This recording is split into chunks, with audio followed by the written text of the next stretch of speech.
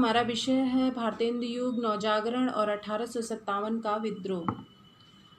हिंदी नवजागरण की पृष्ठभूमि में 1857 का स्वाधीनता संग्राम था, जिसमें हिंदू मुसलमान एकजुट होकर अंग्रेजी उपनिवेशवाद के खिलाफ लड़े थे।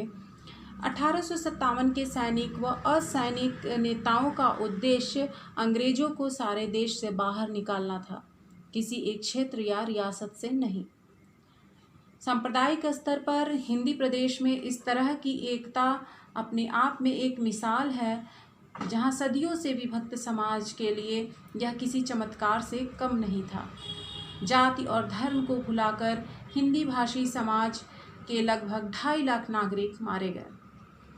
इन 2.5 लाख नागरिकों का ब्रिटिश सत्ता का विरोध करते हुए शहीद हो जाना इस बात का प्रमाण है कि ब्रिटिश सत्ता की क्रूरता किस हद तक बढ़ गई थी।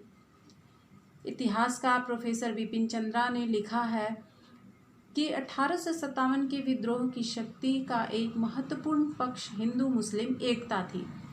सिपाहियों, आम लोगों और उनके नेताओं में हिंदुओं और मुसलमानों में पूरा सहयोग था। सारे विद्रोहियों ने एक मुस्लिम बहादुर शाह जफर को अपना सम्राट स्वीकार किया और इसके अलावा सभी स्तरों पर हिंदू और मुसलमानों का पर्याप्त प्रतिनिधित्व था। एक अंग्रेज अधिकारी ने बाद में यह शिकायत भी की कि इस मामले में हम मुसलमानों को हिंदुओं के खिलाफ खड़ा नहीं कर सके।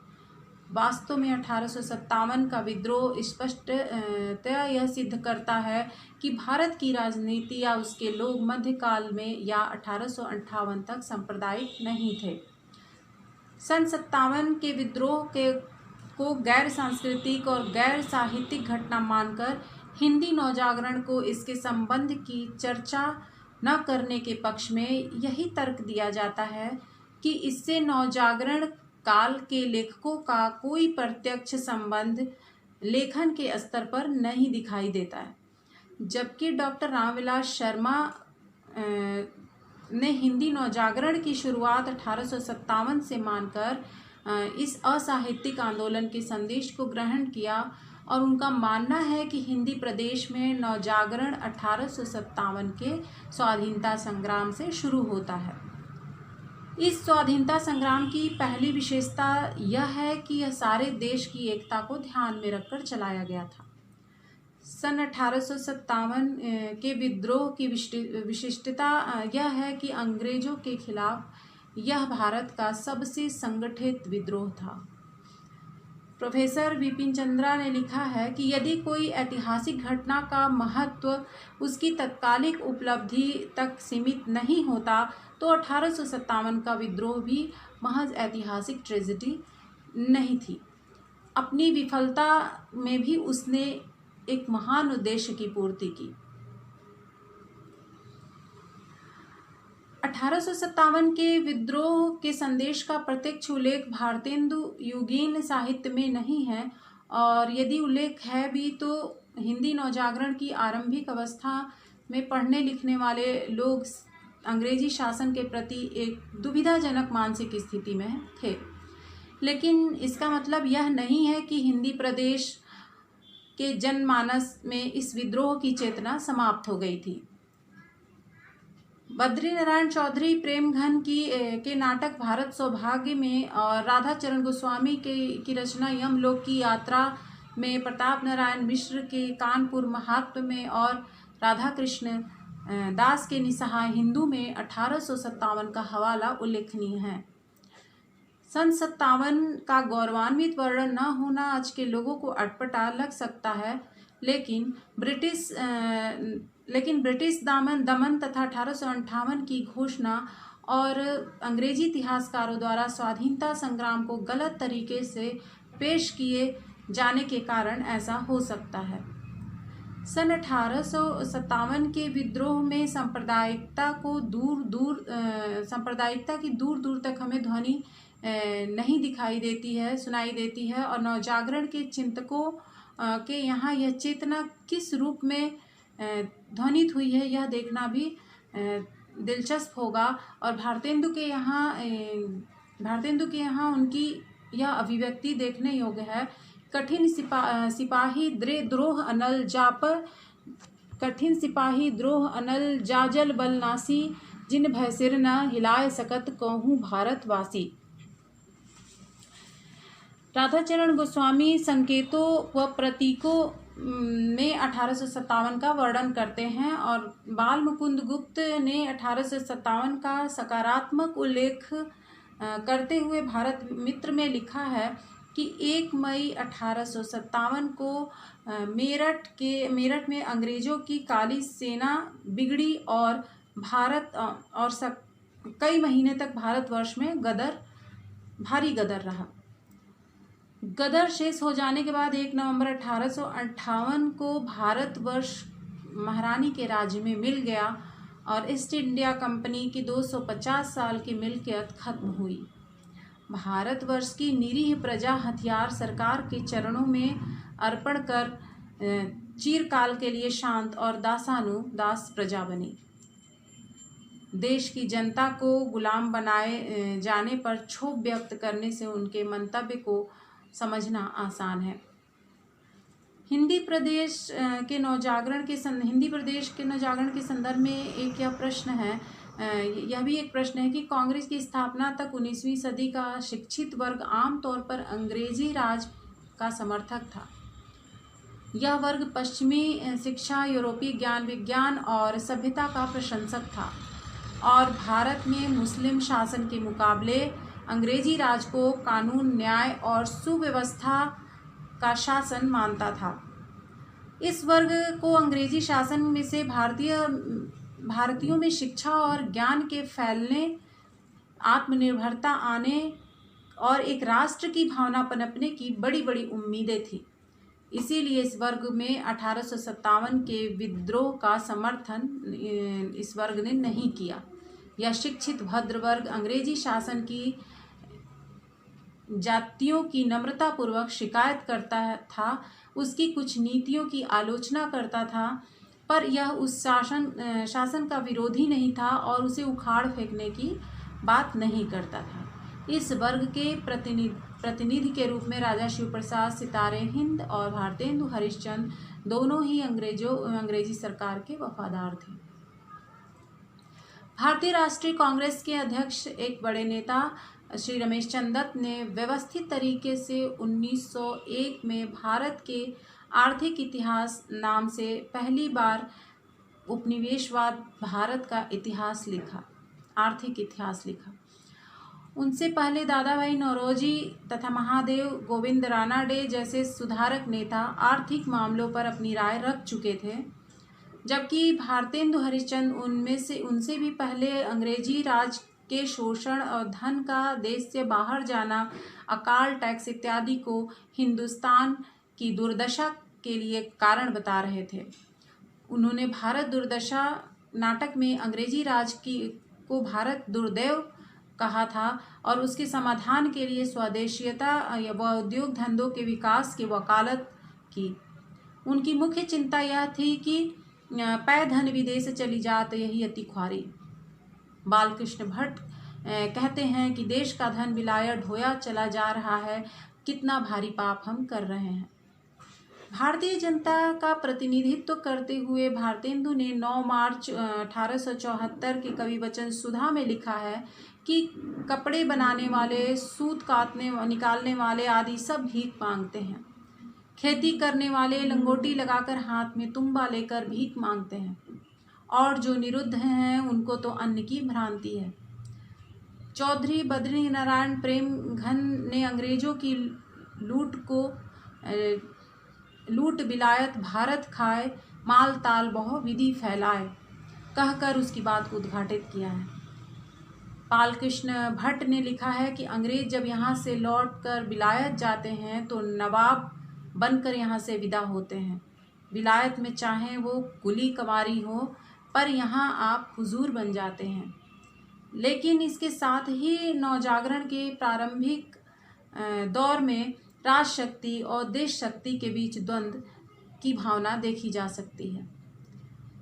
1857 के विद्रोह के साथ दिल्ली में जब थोड़े दिन के लिए हिंदुस्तानियों का शासन कायम हो गया था, तब राजा शिवप्रसाद सितारे हिंद ने उसके बारे में लिखा कि हमारे हिंदुस्तानी भाइयों को इस थोड़े दिन के गदर में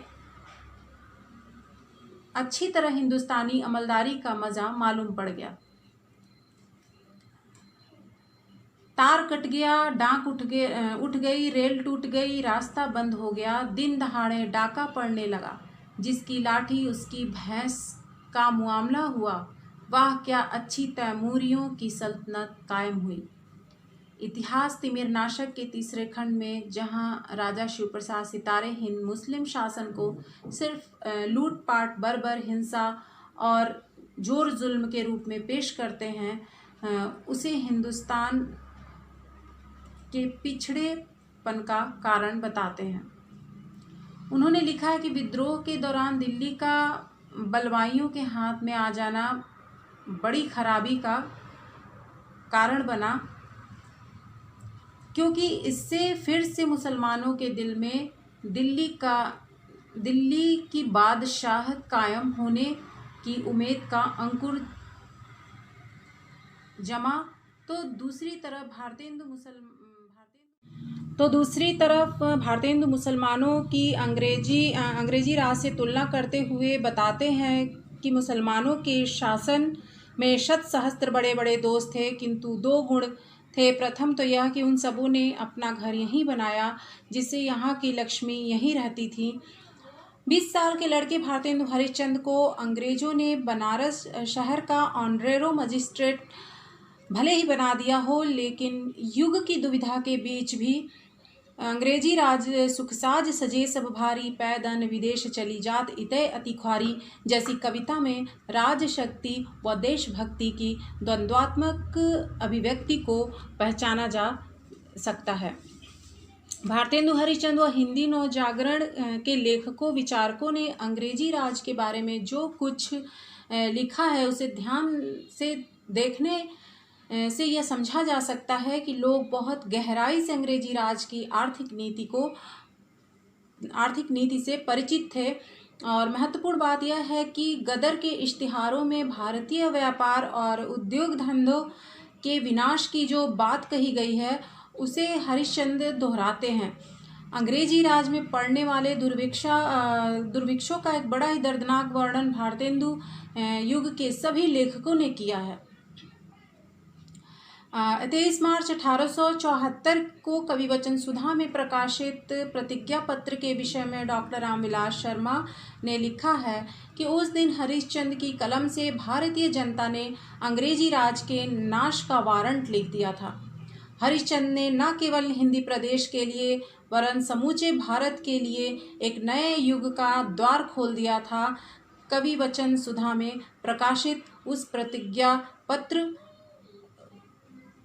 प्रतिज्ञा पत्र में है, हम लोग आज के दिन से कोई विलायती कपड़ा नहीं पहनेंगे, और जो कि पहले के माल ले चुके हैं और आज की तिथि तक हमारे पास है, उनको तो उनके जीर्ण हो जाने तक काम में लावेंगे, पर नवीन मोल लेकर किसी भांति का भी विलायती कपड़ा न पहनेंगे। हिंदुस्तान का ही बना कपड़ा पहनेंगे, और हम आशा रखते हैं कि इसको बहुत ही क्या प्रायः सभी लोग स्वीकार करेंगे। हिंदी नवजागरण के सभी लेखकों ने इसे स्वीकार कर एक आंदोलन का रूप दिया। बद्रीनारायण चौधरी प्रेमघन ने स्वदेशी वस्तु स्वीकार विदेशी वस्तु बहिष्कार लेख लिखा, और बालकृष्ण भट्ट ने अप्रैल 1886 के हिंदी प्रदीप में भारत की आरत दशा शीर्षक लेख में टिप्पणी की कि पहले यहाँ की शिल्प और कारीगरी बहुत दूर दूर तक फैली थी। बाहर का सौदागर एक बार भी यहाँ पर आता था तो पुश्त दर पुश्त की रोटी यहाँ से कमा कर ले जाता था। 50 साल पहले यहाँ के जुलाहे धनवंत थे, अब भूखों मर रहे हैं। जो फ़ायदा यहाँ के लोग उठाते थे, वही अब मैनचेस्टर वाले उठा रहे हैं। यदि विलायती चीज़ें यहाँ न आवे तो हर साल 15 करोड़ रुपया देश में रह जाए। भारत की लूट के बारे में जो बात 1857 के इश्तिहार लेखक जानते थे, उन्हें 1872 में हिंदी के पत्रकार लेखक भी जानते थे। 15 साल में लोग उन्हें भूल जाएं, वह असंभव था। भारतेंदु युग को जो कड़ी 1857 से जोड़ती है, वह यहाँ साफ दिखाई दे रही है। अंग्रेजी राज के में सभी वर्ग त्रस्त हैं। सबसे बुरी दशा किसानों और कारीगरों की है। 9 मार्च 1874 में कवि वचन सुधा के अनुसार कपड़ा बनाने वाले, सूत निकालने वाले, खेती करने वाले आदि सभी भीख मांगते हैं। भारत को खेतिहर देश बनाए रखने से उसका उद्धार न होगा। डॉक्टर रामविलास शर्मा ने सही लिखा है कि हिंदी प्रदेश में स्वदेशी आंदोलन के जन्मदाता और देश के लिए बलिदान का पाठ पढ़ाने वाले भारतेंदु ही थे। नवजागरण से जुड़े लेखक आर्थिक दुरावस्था से मुक्ति के लिए उद्योग धंधों के विकास को प्रोत्साहित करने की बात करते हैं। भारतेंदु हरिश्चंद्र से लेकर महावीर प्रसाद द्विवेदी तक हिंदी जागरण के 9 सूत्रधार पुराने चरखे करघे वाले भारत का स्वप्न नहीं देखते। वे देश में आधुनिक उद्योग धंधों के विकास के पक्षपाती हैं। स्वाधीन भारत का विकास औद्योगिकरण के साथ हो रहा था और अब पूर्णतः असमर्थ सिद्ध हुए हैं। हिंदी भाषा भाषी समाज के पुराने रीति रिवाजों, संस्कारों और समाज के पुराने ढांचे कायम रखने वाले सामंती तत्वों को लक्ष्य करके ही बालकृष्ण भट्ट ने लिखा है कि हमारे देश में धनी लाखों रखे हैं, पर 5 आना चारपाई के काम के सिवाय उनकी हिम्मत होती ही नहीं कि रुपए से बड़े बड़े कारखाने खोल देश के दुख दरिद्र को दूर बहावें। राष्ट्रीयता व राजनीतिक चेतना के विकास की दृष्टि से ऊपरी तौर से दिखने वाली अंग्रेजों की प्रशंसा केवल कहने मात्र की प्रशंसा है, लेकिन उसका मुख्य स्वर विरोध का है। यह उस युग की देशभक्ति है की विशेषता है जब 19वीं सदी में राजनीति दृष्टिकोण रखने वाले सुधार कार्यक्रमों से जुड़े लोग अंग्रेजी राज के समर्थक थे, लेकिन वे समर्थन के भीतर से अंग्रेजी राज की नीतियों की आलोचना भी करते थे। 1885 में भारतीय राष्ट्रीय कांग्रेस के गठन के साथ हिंदी नवजागरण के लेखकों का गहरा संबंध दिखाई पड़ता है। राधाचरण गोस्वामी मथुरा जिला कांग्रेस कमेटी के अध्यक्ष हुए। प्रताप नारायण मिश्र मद्रास के तीसरे अधिवेशन में कानपुर से एकमात्र प्रतिनिधि बनकर सम्मिलित हुए तथा आजीवन कांग्रेस की गतिविधियों से जुड़े रहे। बालकृष्ण भट्ट की प्रखर राजनीतिक उग्रता प्रसिद्ध ही है, लेकिन महत्वपूर्ण यह है कि ये लोग न केवल कांग्रेस में सक्रिय थे, बल्कि कांग्रेस की सोच से आगे बढ़े हुए थे। अपनी राजनीतिक उग्रता व ब्रिटिश साम्राज्यवाद के तीव्र विरोध के परिणाम स्वरूप क्षमा याचना न करने पर बालकृष्ण भट्ट को प्रोफेसरी से अलग होना पड़ा था। अगस्त 1906 की सरस्वती में हिंदी प्रदीप पर लेख लिखते हुए आचार्य महावीर प्रसाद द्विवेदी ने अंत में भट्ट जी को सलाह दी कि भट्ट जी से हमारी प्रार्थना है कि वह यह है कि समय के रंग ढंग को देखकर उन्हें अपने लिखने का तर्ज अब कुछ बदल लेना चाहिए और जिन विषयों पर वे अक्सर लिखा करते हैं उनमें भी परिवर्तन करना चाहिए। सन 1906 में द्विवेदी जी ने सावधान किया और 1908 में नौकरी चली गई। इस परंपरा का विकास राधा मोहन गोकुल, गणेश शंकर विद्यार्थी तथा प्रेमचंद तक स्पष्ट देखा जा सकता है। यह विशेषता हिंदी नवजागरण की अपनी थी स्वाधीनता संग्राम के दौरान, जिसकी परिणति बाद में लाल बाल पाल की गरम दलीय राजनीति चेतना में हुई। हिंदी नवजागरण के संदर्भ में राजभक्ति व देशभक्ति विषयक विवाद के विषय में यह कहना आवश्यक है कि जहाँ एक तरफ भारतेंदु, राधा कृष्ण दास, प्रेमघन आदि में अनेक ऐसी उक्तियाँ मिल सकती हैं जिनसे उन्हें सहज राजभक्त कहा जा सकता है, जबकि दूसरी तरफ इसके विपरीत बालकृष्ण भट्ट, प्रताप नारायण मिश्र और स्वयं भारतेंदु हरिश्चंद्र की परिवर्तित रचनाओं में देशभक्ति व देश दशा का सवाल महत्वपूर्ण होता गया है। उनमें एक तरफ प्रशंसा तो दूसरी तरफ देश की दुर्दशा का वर्णन साथ साथ मिलता है। उनकी राजभक्ति में महत्वपूर्ण है पहले प्रशंसा, किंतु बाद में असलियत की पहचान। इस संदर्भ में आचार्य रामचंद्र शुक्ल ने सटीक टिप्पणी की है कि राजभक्ति और देशभक्ति का मेल आज के लोगों को कुछ विलक्षण लग सकता है।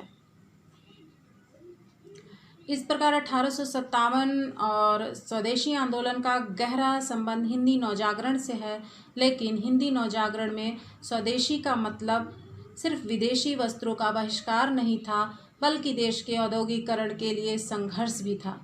औद्योगिकरण के लिए वैज्ञानिक शिक्षा पद्धति का विकास आवश्यक है, इस बात को सभी लोगों ने स्वीकार किया। अंग्रेजों ने दुनिया में जितने उपनिवेश बनाए उनमें भारत सबसे लाभदायी था।